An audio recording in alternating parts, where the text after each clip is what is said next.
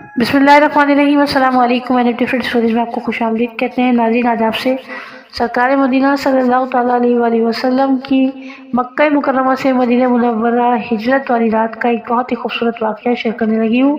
उससे पहले आपसे गुजारिश है, चैनल को सब्सक्राइब करें, वीडियो को लाइक करें, शेयर करें, बेल आइकन को प्रेस कर दें ताकि मेरी तमाम अच्छी अच्छी बातें आप तक पहुँच सकें।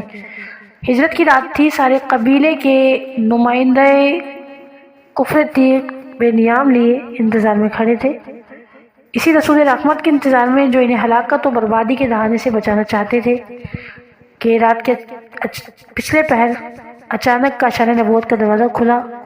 नबी मुकर्रम सल्लल्लाहु ताला अलैहि वसल्लम नूर बरसाते हुए दरवाजे से मुस्कुराते हुए बाहर तशरीफ़ लाए और तलवार के साए से होते हुए गुजर गए। शहर के उजाले में सहराए कुफर के खूंखार दरिंदे जब दीवार फांद कर अंदर दाखिल हुए तो ये देखकर हैरत से एक दूसरे का मुंह तकने लगे कि पैगंबर उनकी पलकों के नीचे से गुजर गए और उन्हें खबर तक नहीं हुई। हजार तैयारियों के बावजूद जहर में बुझी हुई तलवारों का मशरफ हासिल नहीं हो सका। कबाइली अरब के मुश्तरक मुहाज पर आज उनकी शिकस्त फाश से रहबरान कुफर तिलमिला के रह गए। फ़ौरन ही दारुल नदवा में मशावरत की मजलिस मुनक्किद हुई और तय पाया कि अभी मोहम्मद दूर नहीं गए होंगे। अगर ताक़ुब किया जाए तो आसानी से उन्हें पकड़ा जा सकता है। कुछ ही लम्हे के बाद मक्के की गलियों में यूँ ऐलान होने लगा कि जो शख्स मोहम्मद को गिरफ्तार करके लाएगा उसे इनाम में 100 ऊँट दिए जाएंगे। उस वक्त अरब के मशहूर शहसवार सुराका के कान में जब ये आवाज़ पड़ी तो इनाम के लालच में इस मुहिम को सर करने के लिए तैयार हो गए और फ़ौरन ही एक तेज़ रफ्तार घोड़े पर सवार होकर भाग संभाली और दम के दम में आंखों से वो ओझल हो गए।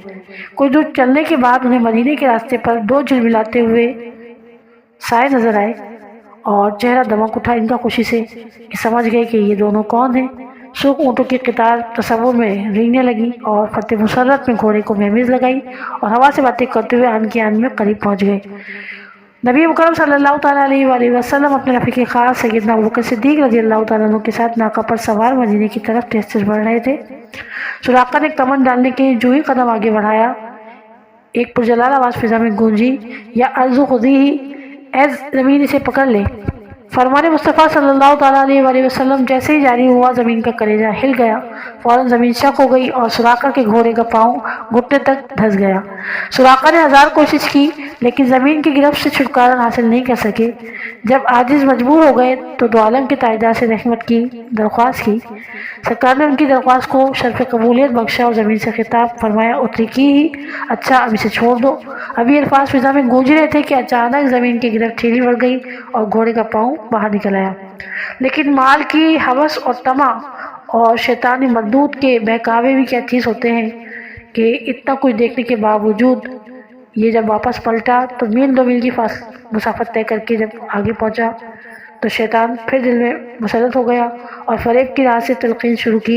ये वाक़या यूँ ही इत्तफ़ाक़न पेश आ गया है। इसके पीछे मोहम्मद अरबी की पैगम्बराना दवाई का कतन कोई असर नहीं है। लिहाजा चलो, वापस चलो, सूख ऊँटों के इनाम का ज़र्रीन मौका हाथ से न जाने दो।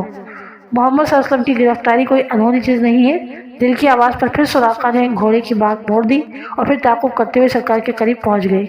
इस बार भी लबों को जुम्बिश हुई, धरती का कलेजा शक हुआ और सुराका अपने घोड़े समेत घुटनों तक ज़मीन में धंस गए।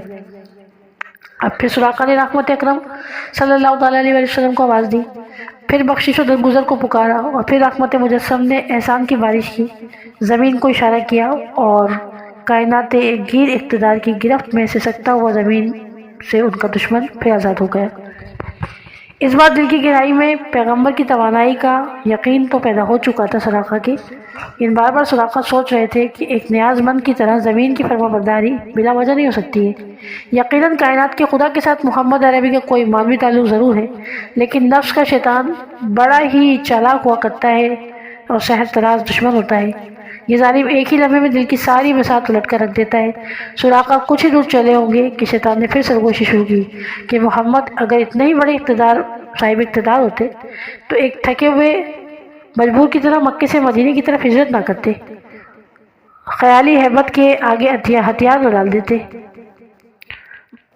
चुनाचे इसने ये फिर दोबारा जो है वो सूख ऊँटों का इनाम سوچنا شروع کیا اور سوچا کہ واقعی بات تو صحیح ہے، اور پھر واپس نبی کریم علیہ السلام کے تعاقب میں چل پڑا کہ اس سے زیادہ زرین موقع پھر کبھی ہاتھ نہ آئے گا۔ ملاقات سراقہ پھر شیطان کے فریب کا شکار ہو گئے اور پھر تیزی کے ساتھ واپس لوٹے، اور پھر پیغمبر کی لبوں کو جنبش ہوئی، اور پھر نبی مکرم صلی اللہ تعالیٰ علیہ وسلم کا حکم تھا کہ زمین کا دہانہ کھلا اور سراقہ ایک گرفت پنچھی کی طرح سسکتے ہوئے اس کے اندر قید ہو گئے۔ رحمت یزدانی نے دوبارہ سراقہ کو موقع دیا تھا کہ وہ سنبھل جائے، لیکن جب بار بار کی تنبیہ کے بعد بھی ان کی آنکھیں نہ کھلی تو نبی کریم نے خود حقیقت کے چہرے سے نقاب اٹھایا اور دل نواز تبسم کے ساتھ سراقہ کو مخاطب کیا، اور پھر آپ نے فرمایا، سراقہ، اونٹوں کے فریب میں اپنے نوشتہ تقدیر سے کیوں جنگ کر رہے ہو؟ تمہارا مستقبل میری نگاہوں سے اوجھل نہیں ہے۔ جن کی زلفوں کا اسیر ہونا مقدر ہے اسی کو گرفتار کرنے آئے ہو۔ کیا اب بھی تمہیں کفر کی شب و روز کا سویرا نظر نہیں آتا؟ اب بھی تمہیں نظر نہیں آتا کہ کفر اب ڈھلنے کو ہے اور کفر کی شام ڈھل کے ہمارے دین کا اجالا ہونے کو ہے؟ میں کھلی ہوئی آنکھوں سے دیکھ رہا ہوں کہ کسریٰ کے سونے کے کنگن تمہاری کلائیوں میں چمک رہے ہیں، اور وہ دن زیادہ دور نہیں کہ نصیبے کی ارجمندی تمہیں ایک وارفتہ حال دیوانے کی طرح میرے سامنے لا کھڑا کرے گی، اور تمہارا سینہ اسلام و ایمان کی دولت لازوال کا گنجینہ بن جائے گا۔ نبی مکرم صلی اللہ تعالیٰ علیہ وسلم کی زبان حق کے ترجمان کے نکلے ہوئے یہ الفاظ سراقہ کے دل میں اتر گئے، اور تاریخ میں عالمی تذکر کی یہ پہلی خوشخبری تھی جس کے پیچھے کوئی مادی سامان نہیں تھا۔ اور اسی وقت سراقہ جو ہے وہ کلمہ پڑھ کر نبی مکرم صلی اللہ تعالیٰ علیہ وآلہ وسلم کے ساتھ جو ہے وہ مدینہ منورہ کے لیے نکل پڑے۔ انہیں شہر بدر کر دیا گیا اور یہ نبی کریم علیہ السلام کے ساتھ مدینہ تشریف لے گئے۔ حضرت سراقہ پر جلد ہی صبح سعادت طلوع ہوئی اور وہ مدینہ کی دارالامان میں پہنچ گئے، اور پروانے کی طرح شمع رسالت کے جلووں میں نہاتے ہوئے کلائیوں میں کسریٰ کے سونے کے کنگن پہننے کا یقین ان کی دل کی دھڑکنوں سے منسلک ہو گیا تھا۔ جس رسول نے جبرائیل و میکائیل، عرش و کرسی، لوح و قلم اور جنت و دوزخ اور حشر و نشر کی خبر دی تھی، اسی رسول نے کنگن پہننے کی خوشخبری بھی عطا کی تھی۔ زندگی کے دن اسی انتظار میں گزر رہے تھے۔ ایک دن خلافت فاروقی کے عہد زرین میں حضرت سراقہ سخت بیمار پڑ گئے، علالت سنگین ہوئی، صورتحال یہاں تک پہنچ گئی کہ بڑے بڑے اکابر صحابہ کرام ان کے بالیں کھڑے ہو گئے۔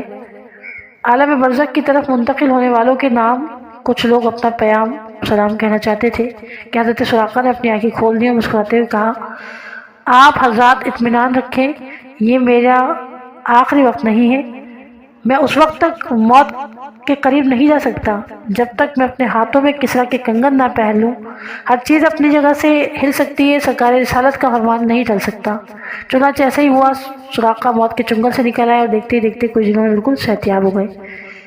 اور اس کے بعد آج مدینے میں ہر طرف مسرتوں کی بارش ہو رہی تھی، سجدہ شکر کے اضطراب سے سب کی پیشانیاں بوجھل ہو رہی تھی۔ سپیدہ شہر نمودار ہوتے ہی لشکر اسلامی کا قاصد فتح ایران کی خوشخبری لے کر آیا تھا۔ محمد عربی صلی اللہ علیہ وسلم کے غلاموں نے دنیا کی سب سے بڑی طاقت کو اپنے قدموں تلے رون ڈالا تھا۔ آج تاریخ میں پہلی بار کسریٰ کے وانوں پر عظمت اسلامی کا پرچم لہرا رہا تھا۔ حق کی معلومات و جبروت لے کے باطل اقتدار کا غرور چکنا چور ہو گیا تھا۔ چند دنوں کے بعد ایران سے اموال غنیمت جب بکھیرا گیا تو امیر المومنین حضرت سیدنا فاروق اعظم نے سب سے پہلے کسریٰ کے کنگن دریافت فرمائے۔ تلاش کے بعد جب وہ مل گئے تو حضرت سراقہ کو آواز دی گئی۔ اس وقت حضرت سراقہ کا عالم قابل دید تھا، ناز سے جھوم رہے تھے، فتح مسرت سے چہرہ کھلا جا رہا تھا۔ ارمانوں کے ہجوم میں مچلتے ہوئے اٹھے اور فاروق اعظم کے سامنے کھڑے ہو گئے۔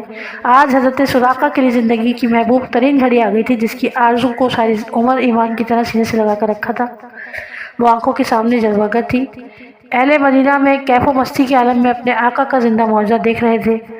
امڑتے ہوئے خوشی کے آنسوؤں میں حضرت سراقہ کی کلائیوں میں کسریٰ کے کنگن پہنائے گئے، سر پہ تاج رکھا اور شاہی قبا زیب تن کرائی۔